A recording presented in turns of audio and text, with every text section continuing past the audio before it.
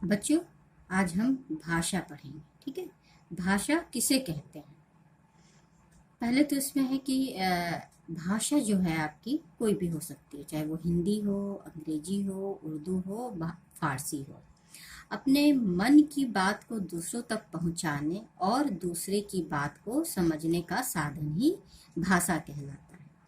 जैसे कि आपके कोई भी विचार हो, आपके मन के कोई भी विचार हो, आप कुछ कहना चाहते हैं, दूसरों तक अपनी बातों को पहुंचाना चाहते हैं और दूसरे के विचार को आप जो समझना चाहते हैं वो किसी न किसी माध्यम के रूप में समझेंगे, किसी न किसी साधन के रूप में समझेंगे।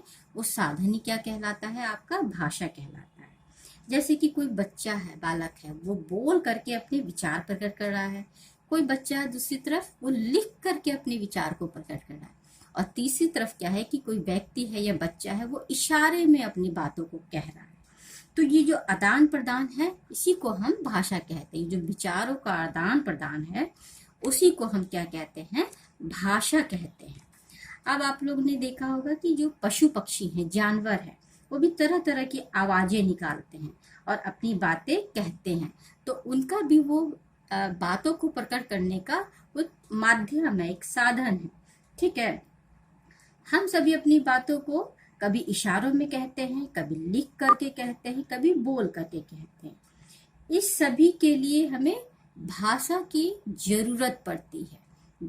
ठीक है, तो अपने मन की बातों को, अपने विचारों को दूसरों तक पहुंचाने के लिए और दूसरे की बातों को समझने का साधन या माध्यम ही भाषा कहलाता है। ठीक है बच्चों, अब हम आते हैं कि भाषा के रूप।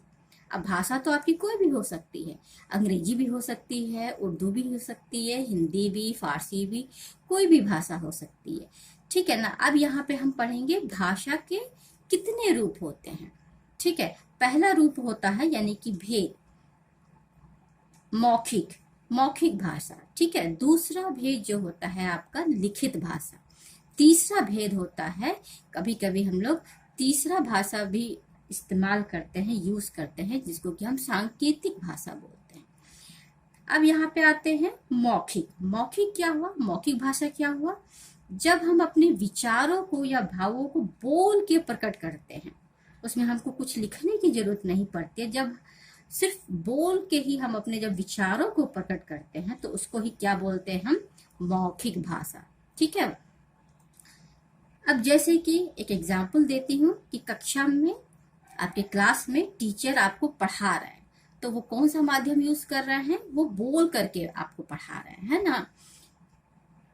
अब आते हैं हम लोग लिखित भाषा में। अब लिखित भाषा क्या है? जब हम अपने विचारों को लिख करके प्रकट करते हैं, ठीक है, तो उसको हम क्या बोलते हैं? लिखित रूप, लिखित भाषा। अब आते हैं, जैसे कि इसका एग्जाम्पल हम देखेंगे कि बच्चों ने अपने कॉपी में होमवर्क कर लिया। होमवर्क उन्होंने कॉपी में कैसे किया है? लिख करके किया है। तो वो कौन सा रूप हो गया? वो लिखित रूप हो गया। अब हम आते हैं सांकेतिक।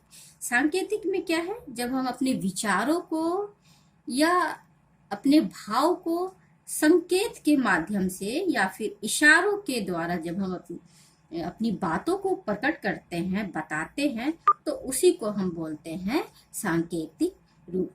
ठीक है, जैसे कि अध्यापक जब कक्षा में पढ़ा रहे हैं, तो बच्चे की कोई भी गलत हरकत पे या कोई भी गलत कार्य बच्चों ने किया है, वो इशारे में मना करते हैं कि नहीं करो। तो वो कौन सा रूप हो गया? वो सांकेतिक रूप हो गया।